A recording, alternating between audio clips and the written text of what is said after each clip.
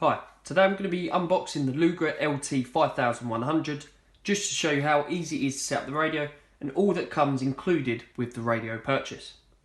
It's worth noting that the LT5000 series does come in 3 different options. You have the digital license free, analog licensed and finally digital licensed. When you open up the box, the first thing you'll see is the user manual. So should you have any issues or want to know more about the accessories, functions and capabilities, then they're all in there. You then have the radio itself.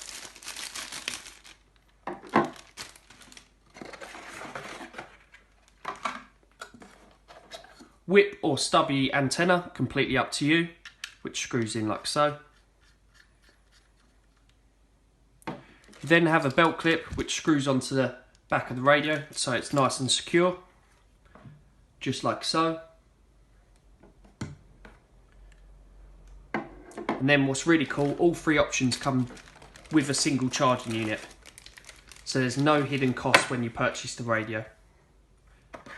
And then finally, again, all 3 options come as standard with a lithium-ion 2100 milliamp battery, which gives you a longer battery life versus its peers. In many cases, this battery life can last up to 12 to 14 hours.